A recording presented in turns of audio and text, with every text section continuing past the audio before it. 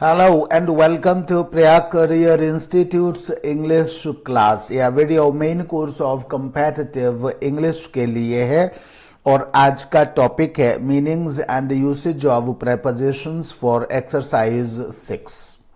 तो आइए आज के इस वीडियो को preposition on से हम स्टार्ट करते हैं। आज का सबसे पहला preposition है on के विषय में हम पढ़ते हैं और स्टार्ट करते हैं। ऑन नंबर 1 स्टैटिक पोजीशन यानी कि स्थिर अवस्था दिखाने के लिए, और इसका अर्थ होता है इन कांटेक्ट विद सरफेस यानी कि किसी तल के संपर्क में कोई चीज होती है स्थिर अवस्था में, उसके लिए हम ऑन का प्रयोग करते हैं। और टचिंग समथिंग मतलब टचिंग समथिंग या टचिंग द सरफेस, कोई चीज किसी तल को छू रही होती है और स्थिर अवस्था में होती है, उसके लिए हम ऑन का प्रयोग करते हैं। There is a cap on his head यानी कि जो कैप है वह हेड के सरफेस को छू रही है और उस पर स्थिर है। There are cups on the table यानी कि जो कप्स हैं वो टेबल के सरफेस को छू रहे हैं और स्थिर हैं। तो ऐसी अवस्था दिखाने के लिए हम ऑन का प्रयोग करते हैं। स्थिरता और कोई चीज किसी दूसरे चीज का तल छू रही है, तो ऐसी अवस्था को दिखाने के लिए हम ऑन का प्रयोग करते हैं। Second close to a place, कोई चीज किसी चीज के नजदीक है उसके लिए भी हम ऑन का प्रयोग करते हैं। There is a market here on the main road यानी मेन रोड के नजदीक, means close to a place, close to the main road. अगर हम कहते हैं there is a market here on the main road, यहाँ ऑन द मेन रोड का सीधा सा अर्थ है close to the main road यानी मेन रोड के नजदीक यहाँ मार्केट है। There are trees on either side of this road of this canal, तो means there are trees close to either side of this canal यानी कि इस canal के दोनों तरफ नजदीक पेड़ हैं। तो क्लोज टू अ प्लेस यानी किसी स्थान के कोई नजदीक जुड़ा हुआ स्थान है, उसके लिए भी हम ऑन का प्रयोग करते हैं। और हिंदी में तो यहां भी ऑन का मतलब पर होता है, यहां भी ऑन का मतलब पर होता है, या ऐसे कह सकते हैं नहर के दोनों किनारे और नहर के किनारे या नहर के पास, ऐसे भी हम कह सकते हैं, या नहर पर दोनों साइड ऐसे भी कह सकते हैं हिंदी में। Third point is means to travel public vehicle in transit, अगर कोई पब्लिक व्हीकल है और in transit means in movement, अगर कोई पब्लिक व्हीकल है और मूवमेंट में है तो उसके लिए हम ऑन का प्रयोग करते हैं। ये पिछले वीडियो में भी परहैप्स मैंने बताया है।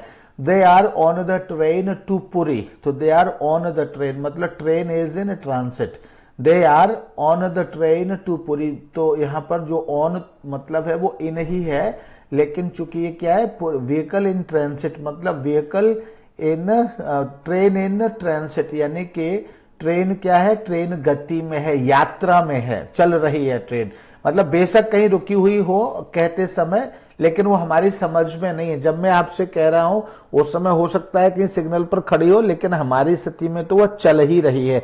तो ऐसी अवस्था जब कोई ट्रेन मूवमेंट में है तो हम उसके लिए कहते हैं on the train, on the plane, on the bus. तब हम ऐसे कोई चीज गति में है तब हम कहते हैं।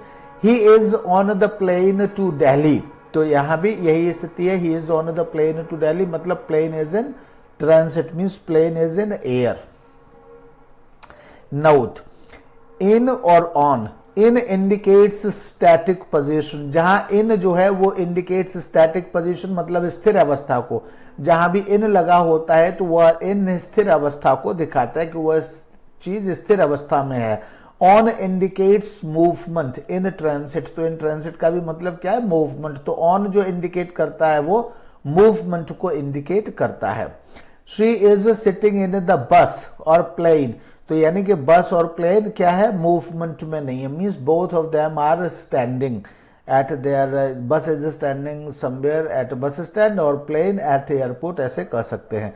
She is on the plane to Mumbai, it means plane is in transit यानी कि प्लेन अपनी स्पीड में है, उड़ रहा है। तो इस तरह से इन और ऑन का प्रयोग किया जाता है। पोजेशन और possession मतलब हैविंग के लिए भी हम ऑन का प्रयोग करते हैं। हम कहते हैं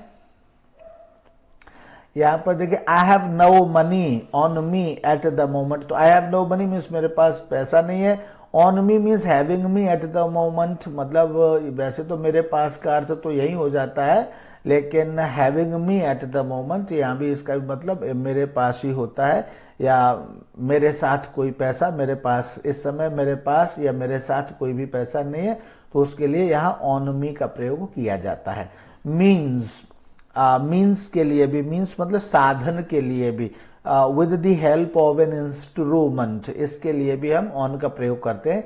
she is playing rap music on the guitar. तो ऑन द गिटार वैसे हिंदी में तो यहाँ भी कहेंगे गिटार पर या गिटार से, और गिटार पर या गिटार से हुआ रैप म्यूजिक बजा रहा है, बजाने के लिए प्ले वर्ड का यूज करते हैं।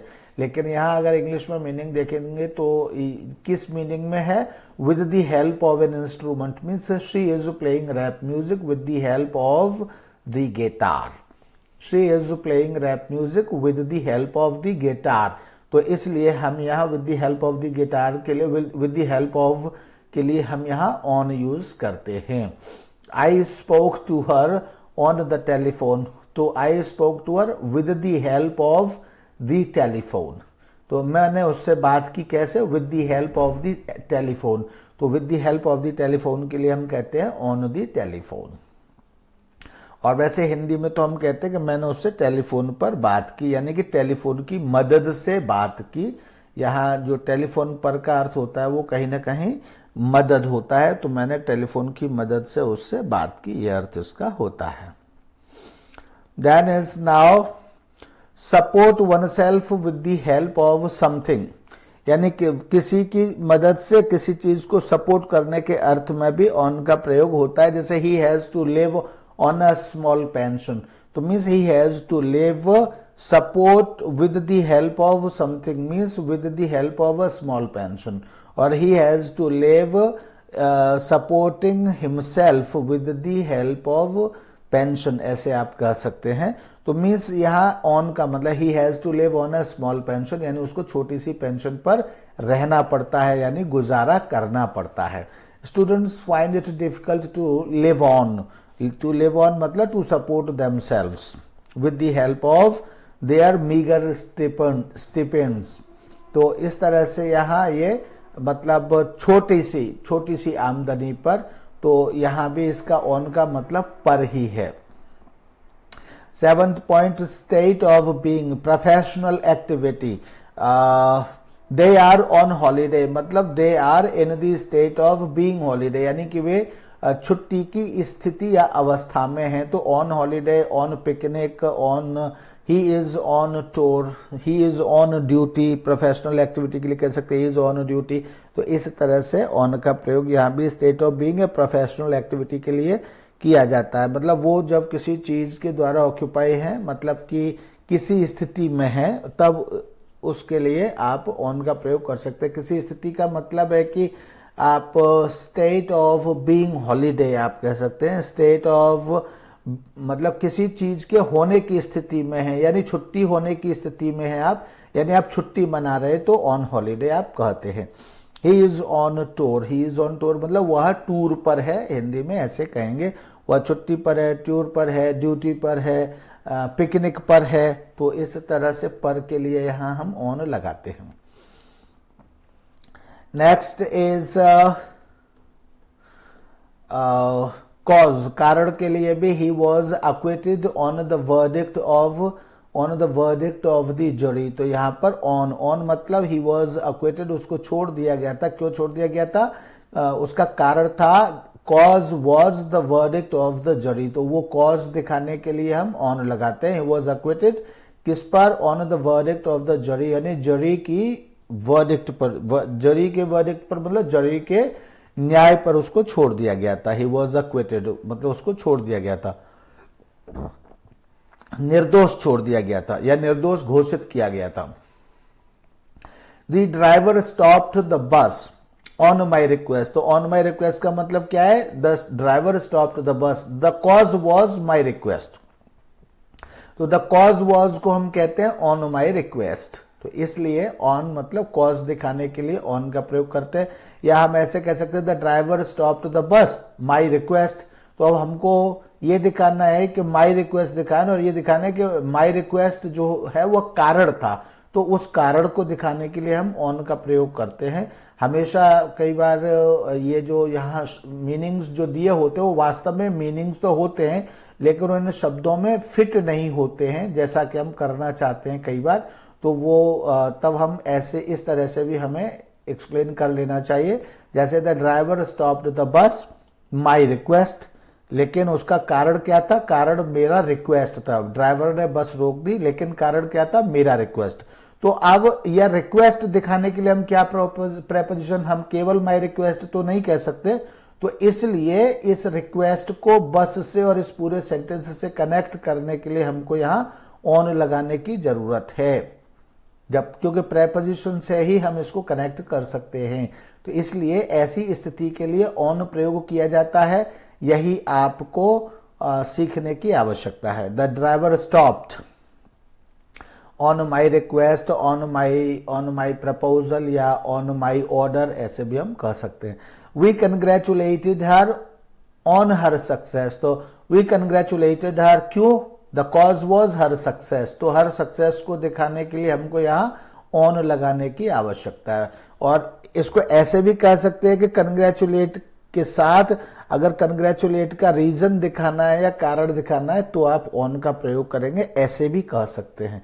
Congratulated her on holiday, congratulated her on Diwali, congratulated her on festival, congratulated her on promotion, congratulated her on her success, ऐसे कर सकते हैं। नेक्स्ट पॉइंट इज डायरेक्शन, यानी direction. You can see the zoo on the left. तो ये जो यहाँ मतलब डायरेक्शन के अर्थ में भी हम ऑन का प्रयोग कर सकते हैं। जैसे you can see the zoo, कहां पर? डायरेक्शन इज द लेफ्ट, यानी लेफ्ट डायरेक्शन में। तो लेफ्ट डायरेक्शन बताने के लिए हमने यहां क्या लगा दिया? ऑन लगा दिया। जैसे हिंदी में कहा लेफ्ट डायरेक्शन में, तो हमको बोलना ही पड़ेगा। जिस तरह से हमको हिंदी में मैं शब्द बोलना पड़ेगा, उसी तरह से इंग्लिश में हमको यहां पर डायरेक्शन दिखाने के लिए हमको ऑन कहना पड़ेगा। तो ऑन द लेफ्ट, लेफ्ट क्या है? डायरेक्शन है। तो you can see the zoo on the left, ऐसे हम कह सकते हैं। He pulled a dagger on the traveler। तो जो है डैगर उसने पुल कर लिया, लेकिन डैगर का डायरेक्शन क्या था? तो ऑन द ट्रेवलर, यानी ट्रेवलर की तरफ उसने डैगर को पुल किया, यानी डायरेक्शन क्या था? ट्रेवलर। और हिंदी में कहेंगे तो यहां भी कहेंगे लेफ्ट साइड पर, यहां कहेंगे ट्रेवलर पर उसने डैगर को पुल कर लिया। डैगर एक तरह का चाकू टाइप का चीज होता है, खंजर कह सकते हैं। There is now a focus on eradicating corruption in life। तो फोकस का डायरेक्शन क्या है? eradicating corruption। फोकस का डायरेक्शन क्या है? eradicating corruption। तो there is now a focus on eradicating corruption in public life।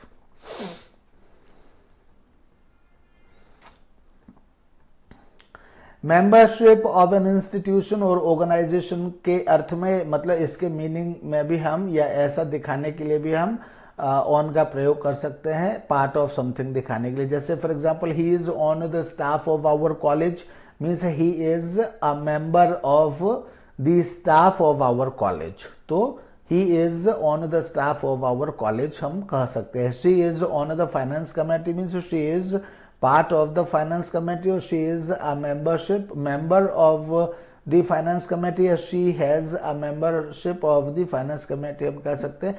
Means ये कि वो भी इस कमेटी की मेंबरशिप उसके पास भी है, या मेंबर है या पार्ट है, ये दिखाने के लिए ऑन हम कहते हैं। Means she is on the finance committee. जब हम कहते हैं she is on the finance committee का मतलब निकाला जाता है कि she is the member of the finance committee. या कंसर्निंग का मतलब होता है रिलेटेड टू समथिंग, यानी कि on the subject of something, यानी कि about.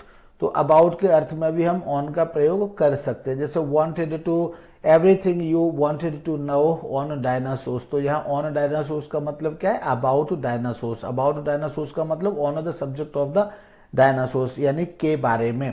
Everything you wanted to know on dinosaurs, यानी डायनासोर्स के बारे में जो भी कुछ तुम जानना चाहते थे, is here in this book, वो इस किताब में है। This is a film on how to take good care of cats. तो यह फिल्म है किस पर है? तो ऑन हाउ टू टेक मतलब विषय है हाउ टू टेक के बारे में, तो यहाँ इसी संबंध में यानी अबाउट के मीनिंग में यहाँ ऑन यहाँ भी लगाया गया है।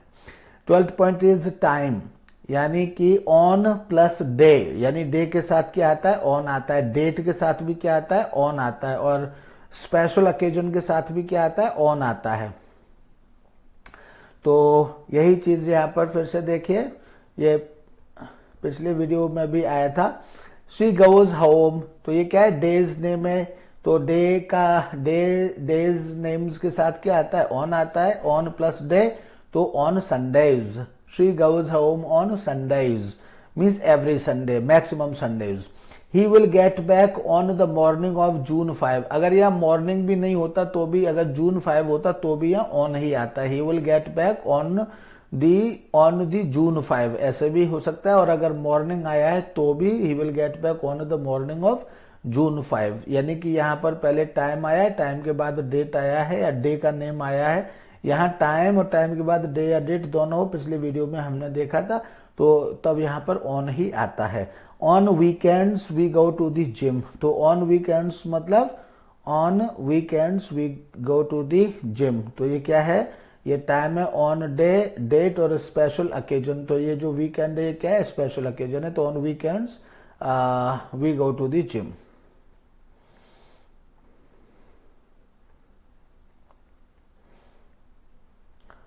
इसके बाद है ओवर, इसके बाद है ओवर, तो ओवर का हम यूज कहां करते हैं, ओवर का यूज हम करते हैं पोजीशन, कौन सी पोजीशन में, हायर देन, हायर देन मतलब किसी चीज से कोई ऊंची पोजीशन है उसके लिए, और कैसे ऊंची है, not in contact with the surface, यानी जिस सरफेस पर हम खड़े हैं, जैसे हम पृथ्वी पर खड़े हैं तो पृथ्वी के कॉन्टेक्ट में नहीं है, हमसे ऊंची तो है लेकिन वह पृथ्वी के कॉन्टेक्ट में नहीं है, यानी कि पृथ्वी से टच नहीं हो रही है, ऐसी चीज के लिए हम ओवर लगाते हैं। जैसे चलिए, when it started drizzling someone held an umbrella over our heads, तो किसी व्यक्ति ने अम्ब्रेला हमारे सिर पर लगा दिया, तो कहाँ, ओवर आवर हेड्स, तो यह अम्ब्रेला क्या है, वो अम्ब्रेला सरफेस से टच नहीं है, किसी ने बीच में पकड़ रखा है, तो जिस तरह से अम्ब्रेला सरफेस से टच नहीं है और हमारे सिर के ऊपर है या हमारे सिर से टच नहीं है, तो इसको हम कहते हैं, ऐसी स्थिति को हम ओवर कहते हैं। हम कहते हैं sky is over our head, ऐसे कहते हैं। Many in our country have no roof over their heads, तो यहाँ पर रूफ जो है वो सरफेस से टच नहीं, तो रूफ ओवर देयर हेड्स, यानी हेड और रूफ आपस में टच नहीं कर रहे, ऐसे भी कह सकते हैं आप, हेड और रूफ आपस में टच नहीं कर रहे हैं और वो उसके ऊपर है, तो इस स्थिति को आप कहते हैं over their heads. Over and above are interchangeable in this sense, ये जो ओवर की स्थिति होती है जो रूफ वाले सेंस में, इसमें कुछ ऐसी होती है कि यहाँ अगर आप अबव चाहें तो अबव को भी लिख सकते हैं, यानी अबव भी यहाँ पर फिट हो सकता है। And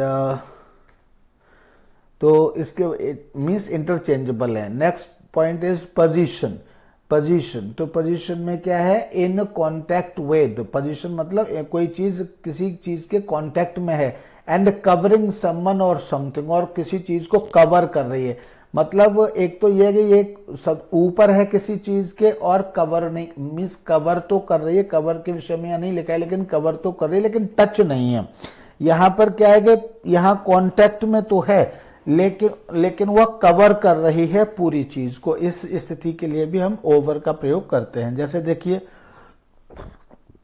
there is carpet over the floor, तो यहां पर देखेंगे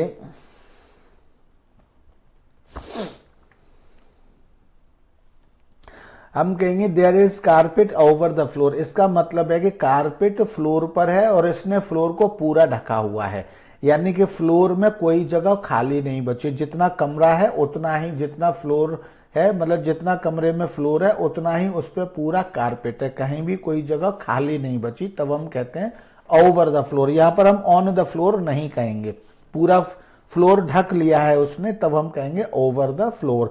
सो there is carpet over the floor. She spread blanket over her husband, उसने अपने हस्बैंड के ऊपर कंबल फैला दिया या कंबल ओढ़ा दिया, उसको वैसे फैला दिया, तो यहाँ क्या over her husband, over her husband का मतलब क्या है कि उस कंबल ने उसको पूरा ढक लिया। जब पूरा ढक लिया तो ओवर हर हस्बैंड इस तरह से कहेंगे। अबव इज नॉट पॉसिबल, यार चूंकि वो चीज कॉन्टेक्ट में है इसलिए यहाँ, और वो हायर नहीं है इसलिए यहाँ अबव पॉसिबल नहीं है, यहाँ पर सिर्फ ओवर ही कहा जा सकता है। Third point is position on the other side. On the other side मतलब के दूसरी तरफ, इस अर्थ में भी ओवर का प्रयोग किया जाता है। On the other side means के दूसरी तरफ।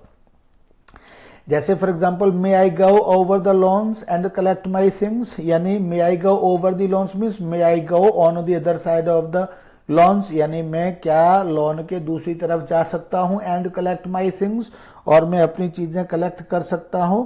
तो यहाँ other side of the, on the other side of something कहने के लिए भी हम ओवर का प्रयोग करते हैं, यानी कि जिस तरह से हमने लोन्स के विषय में हमने सेंटेंस पढ़ा, may I go over the lawns and collect my things, यानी क्या मैं लोन्स के दूसरी तरफ जा सकता हूं और अपनी चीजें कलेक्ट कर सकता हूं, दैट इज।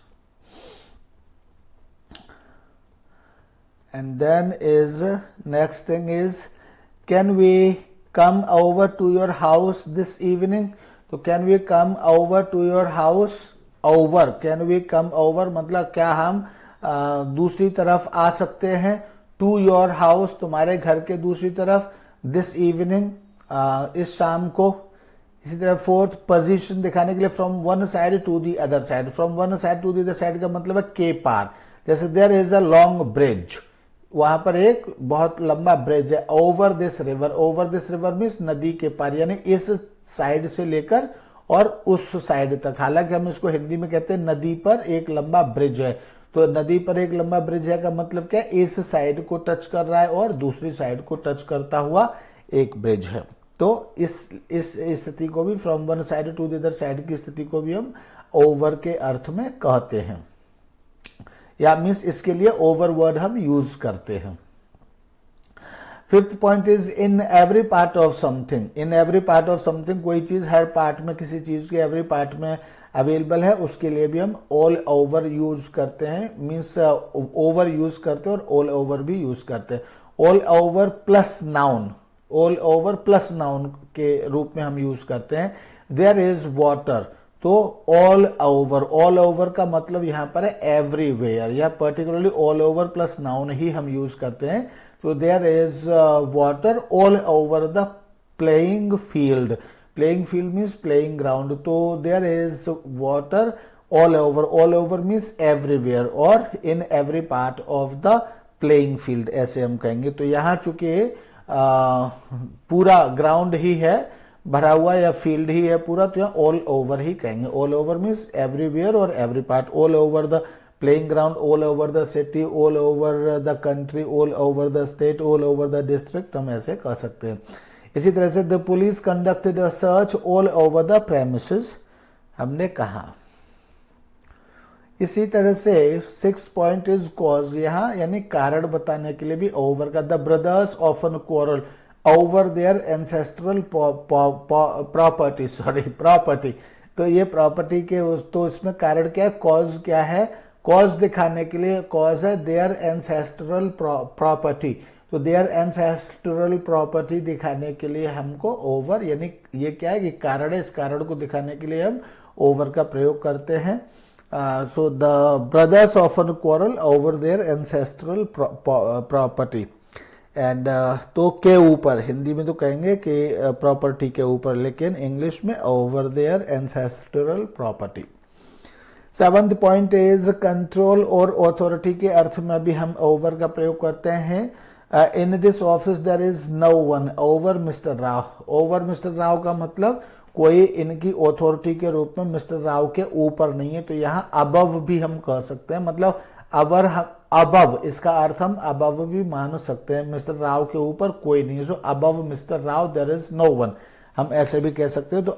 तो ये जो अबव नहीं है तो उसका भी मतलब क्या है कि कोई कंट्रोल नहीं है या फिर कोई ऑथोरिटी नहीं है, यानी there in this office there is no authority over mister Rao, तो मिस्टर राव से ऊपर या कोई नहीं है। The chairman of the board presided over the meeting, तो यहाँ presided over the meeting means controlled the meeting हम कह सकते हैं, या मीटिंग का की एक ऑथोरिटी बना हुआ।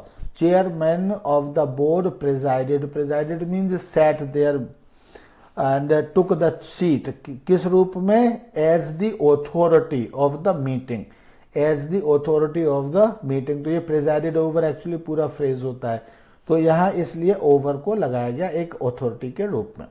नेक्स्ट 8 पॉइंट इज, आपने ओवर, गेम इज ओवर ऐसे बहुत बार सुना होगा, तो मोर देन के लिए भी, फिनिश्ड के लिए भी ओवर हालांकि यूज किया जाता है और मोर देन के लिए भी यूज किया जाता है। दिस रोड इज ओवर मतलब जरूरत से ज्यादा, तो this road is over 500 miles और किलोमीटर्स लॉन्ग, यानी कि 500 से ज्यादा किलोमीटर या माइल्स लंबी है यह सड़क। शी इज ओवर 40 नाउ, यानी वह 40 से ऊपर है, तो मीन्स मोर देन 40 है। Over can be replaced by above in this sense, इस सेंस में ओवर की जगह अबव को भी लिखा जा सकता है। पीरियड ऑफ टाइम यानी ड्यूरिंग, यानी के दौरान, ये कहने के लिए भी ओवर का प्रयोग हम कर सकते हैं। We can sort out our problem over lunch, यानी लंच के दौरान, या over a cup of tea यानी कप ऑफ टी के दौरान। Think about what I told you over the weekend, यानी वीकेंड के दौरान या वीकेंड के दरमियान या दौरान मैंने तुमसे क्या कहा था, सोचो इस विषय में। तो over the weekend, over the meeting, इस तरह से over the discussion and over the programme, यानी प्रोग्राम के दौरान। Next point is 14 on, over and above. इनमें एक कंपैरिजन यहां पर बात की जाएगी कि ऑन कहां लगाते हैं, ओवर का अर्थ क्या है और कहां पर ये ज्यादातर यूज होता है, और अबव इनमें आपस में क्या रिलेशन है या कंपैरिजन है, तो इस विषय पर यहां पर बात की जाएगी। जब ये एक साथ 2-2, 3-3 लिखे हुए होते, इसका मतलब है कि आपस में इनका रिलेशन या इनके मीनिंग्स को कंपेयर किया जाएगा। तो ऑन इंडिकेट्स कॉन्टैक्ट, जहां भी ऑन आएगा वो कहीं ना कहीं किसी न किसी तरह का कॉन्टैक्ट दिखाएगा। On indicates contact of one thing with another, एक चीज का संबंध किसी दूसरी चीज से है, ये ऑन दिखाता है। इसका मतलब ही होता है इन कॉन्टैक्ट विद, ऑन का दूसरा अर्थ है इन कॉन्टैक्ट विद, या ऐसे भी कह सकते हैं टचिंग अ थिंग, यानी किसी चीज को छू रही है चीज, तो इस चीज को छूता हुआ, टचिंग अ थिंग मतलब चीज को छूता हुआ, तो ये भी इसका एक मीनिंग होता है ऑन का। जैसे she placed her hand on his hand, तो on his head, not hand, sorry, she placed her hand on his head, on his head मतलब she placed her hand touching his head, तो touching on means touching his head, यानी उसका सिर touch करते हुए उसने अपना हाथ रखा, यानी उसने अपना हाथ उसके सिर पर रखा। तो इस तरह से पर रखा का मतलब है कि उसके सिर को टच कर रहा था उसका हाथ। The cups are on the table, इसका मतलब है कप्स टेबल को टच कर रहे हैं, ऑन द टेबल, टेबल पर है लेकिन टेबल को टच कर रहे हैं, ये मीनिंग है ऑन का। ओवर का मीनिंग क्या है, over indicates absence of contact, over में यूजुअली कॉन्टैक्ट नहीं होता, हालांकि जो कारपेट और सरफेस जो फ्लोर वाला है उसमें कांटेक्ट होता है, लेकिन उसमें कांटेक्ट होता है तो उसमें पूरे फ्लोर को कवर किए हुए होता है। यूजुअली ऐसी 1-2 को छोड़ दिया जाए तो यूजुअली जो 1-2 सेंस है उनमें ओवर में कांटेक्ट नहीं होता है, नॉट टचिंग अ थिंग, और चीज को छू भी नहीं रहा होता है, और हायर देन समथिंग, और किसी चीज से ऊंचा होता है, जैसे छत है मेरे सिर को छू नहीं रही है और सिर से ऊपर है, तो हम इसके लिए ओवर वर्ड यूज करते हैं। There is a spider over his head, यानी उसके सिर पर मकड़ी है, तो मकड़ी क्या है, वो टच नहीं कर रही है, उसके सिर पर है लेकिन उस सिर को टच नहीं कर रही है, उससे टच नहीं कर रही है, कॉन्टैक्ट नहीं, और उससे ऊपर है, इसलिए उसके साथ हम ओवर का वर्ड यूज करते हैं। A lamp is hanging over the door, and over and above can often be interchanged in this sense, और ये जिस सेंस में हमने यहाँ ओवर एंड अबव की ओवर की बात की है, इसमें ओवर और अबव को एक दूसरे की जगह चेंज भी किया जा सकता है, यानी ओवर की जगह अबव और अबव की जगह ओवर भी ऐसी स्थिति में आ सकता है। अ प्लेन इज होवरिंग ओवर और अबव द फील्ड, ऐसे भी कहा जा सकता है कि कोई जहाज मंडरा रहा है फील्ड के ऊपर या फील्ड के ऊपर मंडरा रहा है, ऐसे भी कहा जा सकता है। Third point is above like over can mean more than, जैसे अबव होता है ओवर, जैसे ओवर का मीनिंग होता है वैसे अबव का मीनिंग भी क्या होता है, more than in price, age और वेट, यानी प्राइस में कोई चीज किसी से ज्यादा है तो मोर देन के अर्थ में अबव हम कह सकते हैं, एज किसी की किसी से ज्यादा है तो उसके अर्थ में भी हम अबव कह सकते हैं, और वेट के अर्थ में भी हम अबव यूज कर सकते हैं मोर देन कहने के लिए। जैसे she is above 20 means she is more than 20, तो ये क्या है, एज है। इस एज को हम कहने के लिए शी इज मोर देन 20 को कहने के लिए हम शी इज अबव 20 कह सकते हैं हम। इसी तरह से this suitcase weighs above 70 kilos, यानी this suitcase weighs more than 70 kilos, तो मोर देन 70 किलोज को कहने के लिए हम अबव 70 किलोज हम कह सकते हैं। 15 टू का मतलब क्या है, एक तो टू का प्रयोग हम डेस्टिनेशन के लिए करते हैं। डेस्टिनेशन में टू का प्रयोग जो होता है उसका अर्थ होता है टुवर्ड्स, टुवर्ड्स मतलब की ओर, यानी तो इस अर्थ में हम टू का प्रयोग करते हैं की ओर, यानी in the direction of, towards.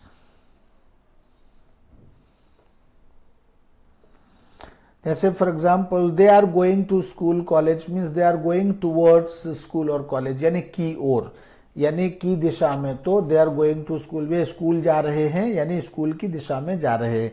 She is going to the market और टू द हॉस्पिटल, यानी वे मार्केट जा रहे हैं या मार्केट की दिशा में जा रहे हैं या मार्केट को जा रहे हैं, ऐसे भी कह सकते हैं। नोट, टू और from, two is the opposite of from, ये फ्रॉम जो है टू का ऑपोजिट होता है, या फ्रॉम टू का ऑपोजिट या टू फ्रॉम का ऑपोजिट, एक दूसरे के ऑपोजिट होते हैं। Because from means away from a place, क्योंकि फ्रॉम का मतलब किसी स्थान से दूर होना होता है, इसलिए दोनों एक दूसरे के ये ऑपोजिट होते हैं। और टू का मतलब किसी स्थान की ओर जाना यानी नजदीक जाना होता है। They are going home from school college, यानी कि वे स्कूल या कॉलेज से घर जा रहे हैं, तो यहां फ्रॉम का मतलब से है।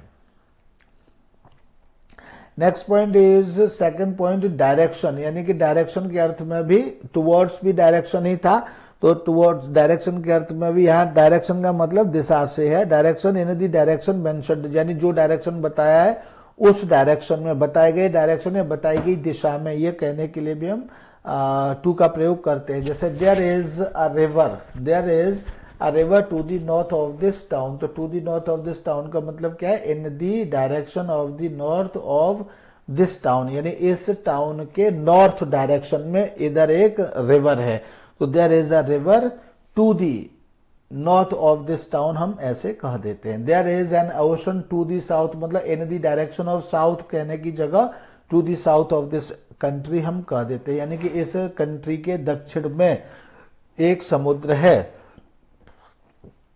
तो there is an ocean to the south of this country हम ऐसे कह सकते हैं। नोट, टू और ऑन इनके विषय में, टू इंडिकेट्स डायरेक्शन, टू जो इंडिकेट करता है, दिखाता है, दर्शाता है, वह डायरेक्शन यानी दिशा को दर्शाता है। ऑन इंडिकेट्स नियरनेस, और जो ऑन है वह नजदीकी को दिखाता है, ऑन नजदीकी को दिखाता है और टू डायरेक्शन को दिखाता है। यानी ऑन जो है नियरनेस मतलब क्लोज टू अ प्लेस, किसी स्थान के नजदीक कोई चीज है यह दिखाता है। There are houses on either side of this road, घर के दोनों तरफ मकान है, तो ये क्या है, नजदीकी दिखाता है, तो यहां पर हमने ऑन यूज किया। थर्ड पॉइंट इज पर्सन को दिखाने के लिए भी हम टू का प्रयोग करते हैं। I gave a ring to Mary, तो यानी ये जो, इसको ऐसे भी कह सकते हैं कि इनडायरेक्ट ऑब्जेक्ट को दिखाने के लिए हम टू का प्रयोग करते हैं। जैसे आई गेव अ रिंग, तो गेव का बेनिफिशियरी कौन है, मैरी, तो उसको ये हो गया इनडायरेक्ट ऑब्जेक्ट, तो इनडायरेक्ट ऑब्जेक्ट को दिखाने के लिए भी हम टू का प्रयोग करते हैं। I gave a ring to Mary on her birthday. They offered a job, तो किसको, टू जॉन, तो ये किसको ऑफर किया यह दिखाने के लिए तो भी हम टू का प्रयोग करते हैं। या यूं कहिए दे ऑफर्ड अ जॉब, तो जॉब तो किसी ने किसी को ऑफर किया, जिसको ऑफर किया वो पर्सन होगा, तो उस पर्सन को यहां दिखाने के लिए, वो पर्सन कौन है, जॉन, तो जॉन को जॉब से कैसे कनेक्ट करें, तो वो टू के माध्यम से ही कनेक्ट कर सकते हैं, ऐसे भी कर सकते हैं। तो दे ऑफर्ड अ जॉब किसको, टू जॉन। अगर हम ऑफर किया है और ऑफर किए जाने वाले का नाम लिखेंगे जिसको ऑफर किया गया है, तो उसके साथ हमको टू लगाना ही पड़ेगा, ऐसे भी समझ सकते हैं। या ऑफर है, ऑफर के साथ जब भी हम इनडायरेक्ट ऑब्जेक्ट लगाएंगे तो उसके साथ टू लगाएंगे, ऐसे भी कह सकते हैं। तो they offered a job to John. Fourth point is place दिखाने के लिए कैसे, from one place to another, इसके अर्थ में भी हम टू का प्रयोग करते हैं।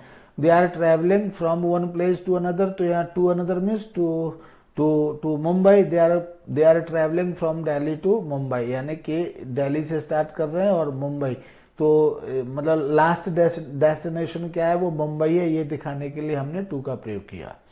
जैसे हम कहते हैं दिल्ली से मुंबई, दिल्ली से मुंबई तक, हैदराबाद से मुरादाबाद तक, इस तरह से।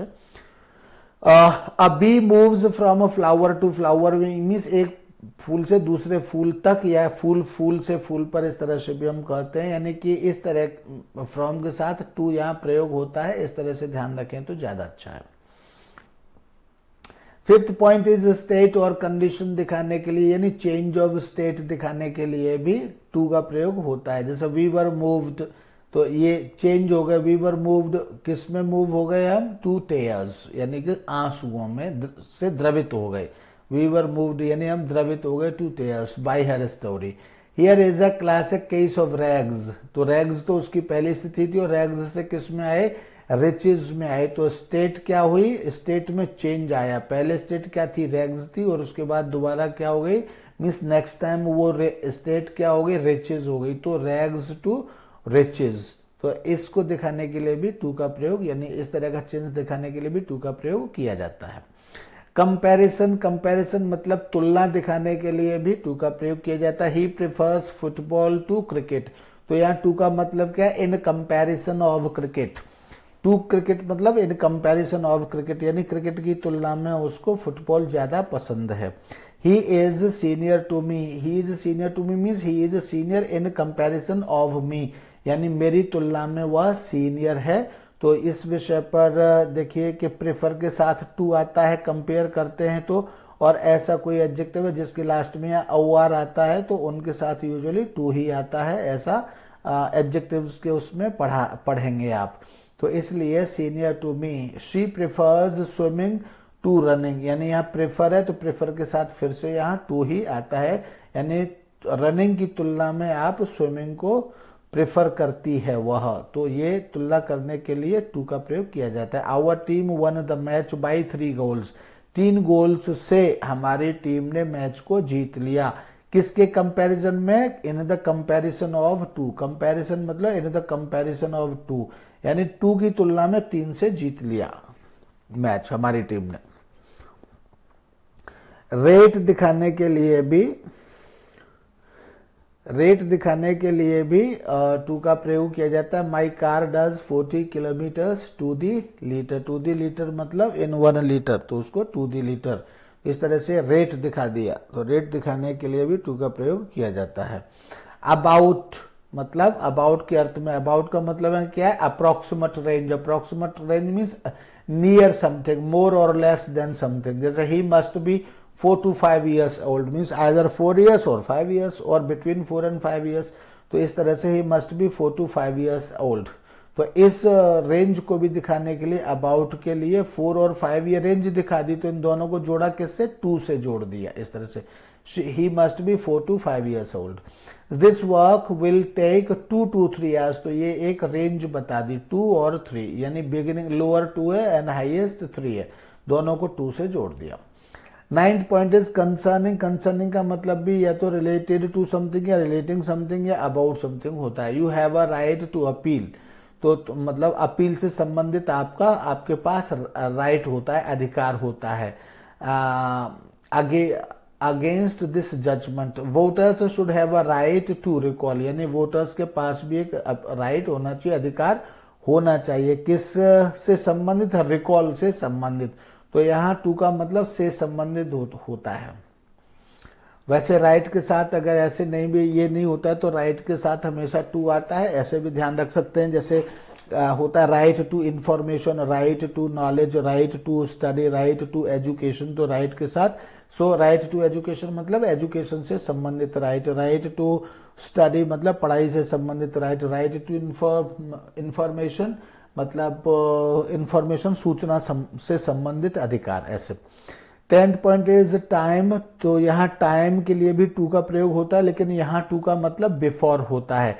जैसे इट इज 15 मिनट्स टू 9, तो यहाँ टू का मतलब है before 9। It is 15 minutes before 9। Before 9 मतलब 9 से पहले, यानी कि 8:45, यानी कि 9 बजने से पहले अभी 15 मिनट बाकी है, यानी कि यह 8:45 बजे हुए हैं। इट इज 8:45, तो ये क्वार्टर क्या है, ये भी 15 मिनट है, तो इट इज 8:45 मतलब यह अभी 9 बजने से पहले क्वार्टर है, यानी कि 8:45 बजे हुए हैं।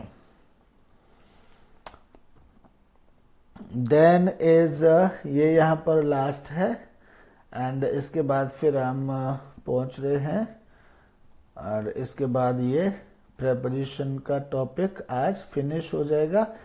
फिनिश होने का मतलब ऐसा नहीं है कि अब प्रेपोजिशन में कुछ पढ़ने को नहीं बचेगा, अभी बहुत सारी चीज़ें हैं, उनको भी समय समय पर पढ़ते रहेंगे। एंड इसके बाद भी मैं कुछ वीडियोस दूसरे रेमेडियल ग्रामर में डालने की कोशिश करूंगा, तो उनको भी देखेंगे और पढ़ने की कोशिश करेंगे।